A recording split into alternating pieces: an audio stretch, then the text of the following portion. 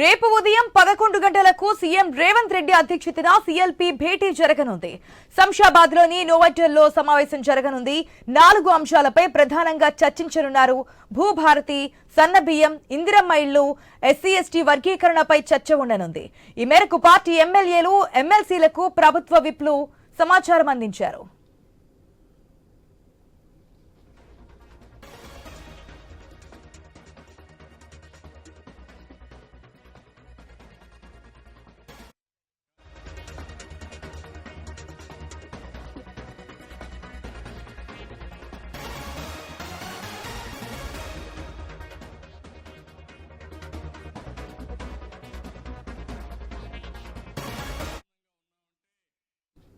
రేపు ఉదయం 11 గంటలకు సీఎం రేవంత్ రెడ్డి అధ్యక్షతన సీఎల్పీ భేటీ జరగబోతోంది.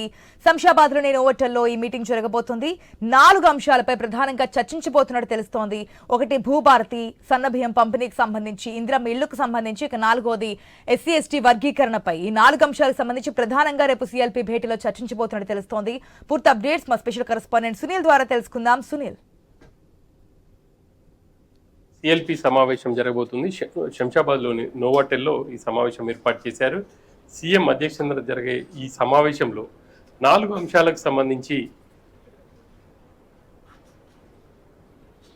4 అంశాలకు సంబంధించి సీఎం ఎమ్మెల్యేలకు, ఎమ్మెల్సీలకు దిశానిర్దేశం చేయబోతున్నారు. ప్రధానంగా భూభారతిని ఈరోజు సీఎం ఆవిష్కరించబోతున్నారు. రాష్ట్ర వ్యాప్తంగా 3 మండలాల్లో పైలట్ ప్రాజెక్టుగా మొదట ఈ కార్యక్రమాన్ని అమలు చేయబోతున్నారు. ఆ తర్వాత ఏమైనా సమస్యలు ఉంటే ప్రజల నుంచి అప్లికేషన్స్ తీసుకొని పూర్తి స్థాయిలో వాటిని అమలు చేసిన తర్వాత రాష్ట్ర వ్యాప్తంగా జూన్ మొదటి వారం నుంచి అమలు చేయాలని చెప్పేసి ప్రభుత్వం నిర్ణయించింది. ఆ మేరకు భూభారతికి సంబంధించి ఎమ్మెల్యేలకు, ఎమ్మెల్సీలకు ఒక క్లారిటీ ఇవ్వబోతున్నారు. గతంలో ప్రభుత్వం ధరణి తీసుకొచ్చింది. ధరణి కారణంగా చాలా మంది రైతులు క్షేత్రస్థాయిలో ఇబ్బందులు ఎదుర్కొన్నారు. ఇక ఆ ఇబ్బందులను అధిగమించి ప్రభుత్వం భూభారతిని తీసుకొచ్చింది. ఈ భూభారతిని తీసుకురావడానికి ప్రత్యేకంగా ఒక కమిటీని ఏర్పాటు చేసింది. ఆ కమిటీ వివిధ జిల్లాల్లో పర్యటించింది. రైతుల నుంచి కావచ్చు, అదేవిధంగా అన్ని వర్గాల నుంచి అభిప్రాయాలను తీసుకున్నారు. ఆ మేరకే భూభారతిని తీసుకువచ్చాం. ఇక అమలుకు సంబంధించి పూర్తి స్థాయి బాధ్యత ఇప్పటికే కలెక్టర్లకు అప్పచెప్పబోతున్నారు. కలెక్టర్లకు కూడా ఈరోజు సీఎం దిశానిర్దేశం చేయబోతున్నారని చెప్పేసి చెప్పుకోవచ్చు. ఇక ఈ అంశానికి సంబంధించి పూర్తి స్థాయిలో వివరించి రైతులకు అవగాహన కలిగే విధంగా కూడా ఈ పోర్టల్ ఉండబోతుంది.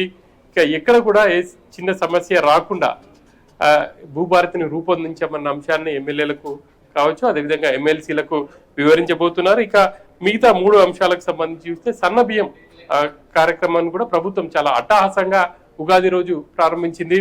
ఇప్పటికే రాష్ట్ర వ్యాప్తంగా దాదాపుగా అన్ని రేషన్ షాప్లో కూడా సన్నబియ్యం పంపిణీ చేస్తున్నారు. సన్న బియ్యం పంపిణీ గతంలో ఏ ప్రభుత్వం చేపట్టలేదు. మొట్టమొదటిసారిగా కాంగ్రెస్ ప్రభుత్వం పేదల అవకాశాలు అయితే కనిపిస్తా ఉన్నాయి. ఇందిరమ్మ ఇల్లు ఇప్పటికే రాష్ట్ర వ్యాప్తంగా మొదటి విడతగా ప్రతి నియోజకవర్గానికి సంబంధించి 3000 పైగా ఇళ్లను మంజూరు చేశారు. వాటికి సంబంధించి పేమెంట్స్ కూడా బేస్మెంట్ లెవెల్ వరకు ఒక పేమెంట్, ఆ తర్వాత స్లాబ్స్ వరకు మొత్తం కూడా 4 లెవెల్స్ లో పేమెంట్ ఇవ్వబోతున్నారు. ఇక వాటిని ఎప్పటికప్పుడు పర్యవేక్షించాలి అన్న అంశాన్ని కూడా సీఎం ఎమ్మెల్యేలకైతే వివరించే అవకాశాలు అయితే కనిపిస్తున్నాయి. ఇక ఎస్సీ వర్గీకరణకు సంబంధించి 3 దశాబ్దాలుగా ఈ అంశం పెండింగ్ లో ఉంది.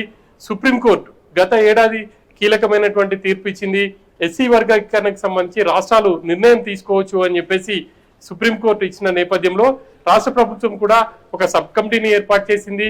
ఆ సబ్ కమిటీ ఏకసభ్య కమిషన్ ని నియమించింది. ఆ కమిషన్ ఇచ్చినటువంటి నివేదిక మేరకే ఈరోజు జీవన్ కూడా రిలీజ్ చేసింది. ఇక రానున్న రోజుల్లో ఎస్సీ వర్గీకరణ అమలుకు ప్రభుత్వం మార్గం సుగమం చేసిందని చెప్పాలి. ఈ అన్ని అంశాలను ఎమ్మెల్యేలకు వివరించి క్షేత్రస్థాయిలో కాంగ్రెస్ పార్టీ అమలు చేస్తున్నటువంటి కార్యక్రమాలే కాకుండా ఇవి పూర్తి స్థాయిలో ప్రజలకు మరింత చేరువయ్యే దిశగా వెళ్ళాలి. ఆ దిశగా సదస్సులు కావచ్చు, కార్యక్రమాలు ఏర్పాటు చేయాలి అని చెప్పేసి సీఎం వివరించే అవకాశాలు అయితే కనిపిస్తున్నాయి. Right Sunil, thanks for the update.